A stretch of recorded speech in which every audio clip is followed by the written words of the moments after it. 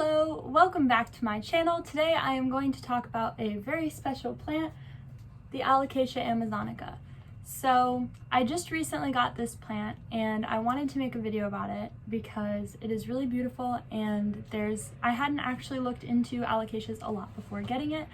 And so I've learned a lot over the past couple of weeks about different alocasias, and I feel like especially in like Halloween, spooky season, this is quite an unnatural looking plant, however beautiful it is.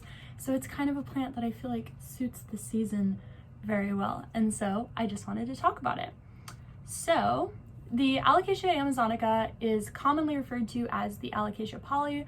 I've also heard it referred to as like the African mask plant or elephant ear. I call it the Alocasia poly because to me, African mask and elephant ear kind of sound like the plant should come from Africa. I know there are elephants in Asia, but you know, African elephants are pretty popular. And this plant actually is a hybrid, and neither of the parents come from Africa, both are from Asia.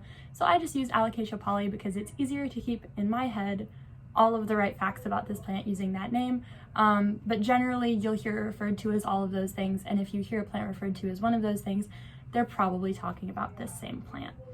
So as I kind of alluded to earlier in this video, this is a hybrid alocasia. It is a hybrid of the Alocasia longiloba and Alocasia sanderiana. I will put pictures of both of those beautiful parent plants up there. I'm sorry if I butchered the pronunciation. It's kind of hard to learn all the pronunciations because I only really read them. I don't hear them said as often. But anyways, those are the parent plants, and you can actually tell looking at both of those pictures that hopefully I've put over there, how each part of that hybridization comes to play in this plant. It's got kind of the darker coloring and the striking veins of the longiloba, and it's got this sort of serrated lobed shape of the sanderiana, which is really interesting and beautiful, and whoever put it together must have known what they were doing because it worked really well. These plants also technically can flower. I don't think they do so super frequently indoors. I haven't seen one personally that has been in bloom, but I'll also put a picture of the flower there. It's kind of an interesting flower. It's very simple, doesn't really look like a flower to me, but they're very pretty. So if yours can go into bloom, or if you've gotten yours to flower, good for you. That sounds very cool. But I haven't seen it. In fact, these plants are actually pretty prone to going dormant, more so than other indoor house plants. You have to be careful not to send this little guy into dormancy if that's not what you're trying to do. They require pretty high but very indirect light, so these guys will burn easy. They're used to being, you know, down on the ground floor, being shaded by other plants, and so any real direct sunlight for extended periods of time is gonna burn the leaves of these. I've been doing okay with humidity and light, but you can even see, you can't really pick it up on camera because they're not browning, but you can definitely tell when you feel this plant that the ends of the leaf are not as lush as the rest of it, and part of that is due to the fact that it requires such high humidity and such indirect light, that this particular plant has not been cared for exactly perfectly, and it's already starting to show signs of that, although I'm still pretty proud because it's not really browning. It did have this one kind of yellowy leaf when I got it, and it continues to be yellowy. That can be a sign of a couple of things. The first one you want to think about with yellowing leaves is overwatering.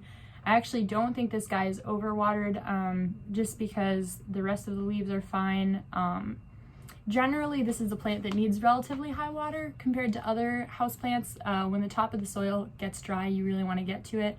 You want to have it in a pretty well-draining soil mix because you don't want it sitting in water all the time, but this is not a plant that likes to dry out. This is a plant that will start dropping leaves and getting very, very mad at you if you leave it to dry out. So I don't think it's being overwatered. It's actually in a really good soil mix. I have not repotted this since getting it because I've only had it in my care for a couple weeks, and so I don't want to shock it, but I will definitely repot, and I will repot probably into another plastic pot, not necessarily a terracotta pot, because this thing gets so freaky when it's completely dried out that I'll just keep it in a good soil mix, and I'm not really so concerned about letting that water out through the sides as I would be with some of my other plants. As you can see, I have a lot of plants back there in terracotta pots because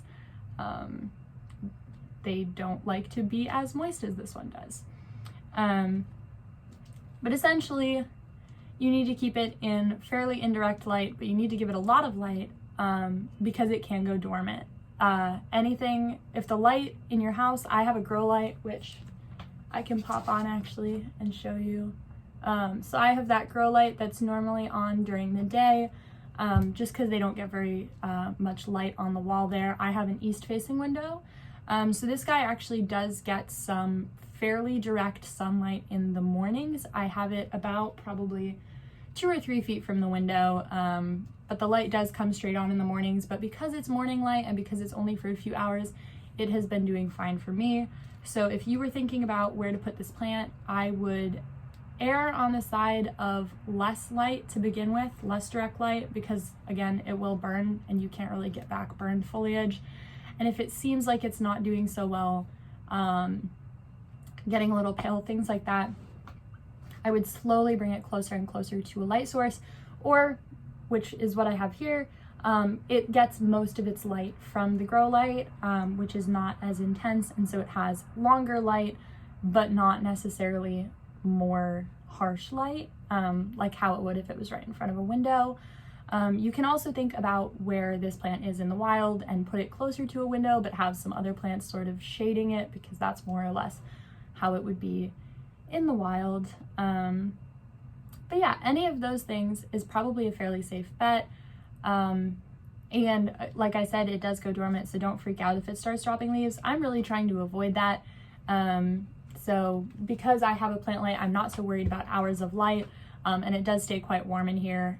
Anything below 60 degrees and you can expect this to start triggering into dormancy. So don't leave it by a drafty window or anything like that, or you might start to have problems. Obviously, if it goes dormant, it's not the end of the world. That's what it does in nature. Just don't throw it away if it starts dropping leaves, because it can drop pretty much all of its leaves and still come back in spring. So especially if you're in like the fall, early winter, midwinter months, if your alocasia, not even necessarily alocasia poly, but alocasias in general, especially this plant, starts dropping leaves, I would just leave it be, water it very, very sparingly. It's not going to be using up a ton of water or nutrients if it doesn't have leaves. But there is a good chance that if you keep just caring for it, ignore it a little bit, that it will come back in spring. I'm just trying to avoid that because it is such a beautiful plant and it has so many nice big leaves. I don't want to lose them, and so I am keeping it quite bright and quite warm in here. Which is super duper comfortable as long as you're like me and you're always freezing. This is also a plant much like if you've had calatheas, stromanthes, maranthas, anything in that family. It needs a lot of humidity. You could probably see here this like smoke that's been going up for the first half of this video. That's not smoke, that's my little humidifier, and it sits with my calathea right next to, that was scary, be careful with your plants, ladies and gentlemen. But anyways, it sits right next to the humidifier. The humidifier is really little. I'll talk about it more in my video where I go over all my different plants and how I take care of them in a dorm setting. But I do just have a very baby humidifier. It does raise the humidity of the whole room a little bit, but for the most part, I just keep my super humidity needing plants right next to the humidifier. And that has worked out pretty well for me, both with the calathea that I have and this plant. So I would actually recommend that. If you don't have a smaller humidifier, you can always use something like a pebble tray and just put pebbles or marbles in a little tray, fill it up with water and let that evaporate off. A lot of people do mist their plants. Misting your plants doesn't actually give it humidity, like in the sense of how they take up humidity naturally. It doesn't make the air more humid, except for that little bit of water is going to evaporate into the air around your plant. So you can mist your plants. I would just caution against it because sometimes it's a little misleading in terms of you feel like you're giving it all of this humidity because it's completely drenched, but that's not actually how the plant takes up humidity in the air, just by like, water accumulating on the surface. That's more of like a condensation type of situation than like actually increasing the humidity around the plant.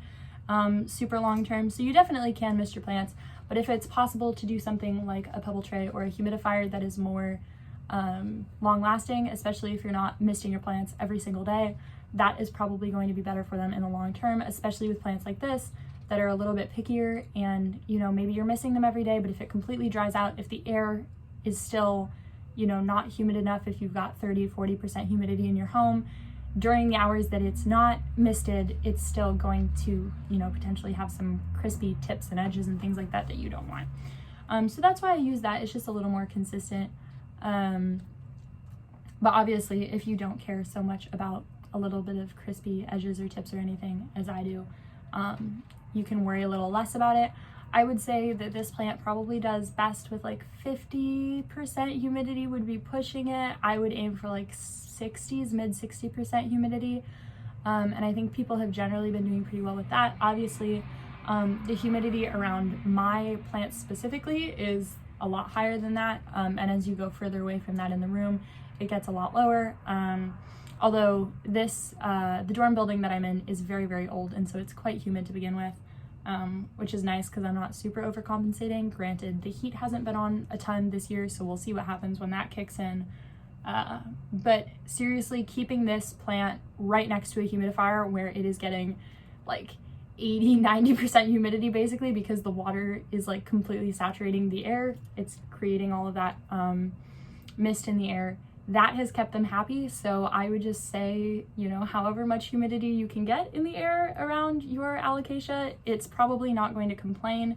But if you do start to see some crisping tips, browning edges, things like that, that is probably a humidity issue, not a watering issue if you are checking the soil regularly.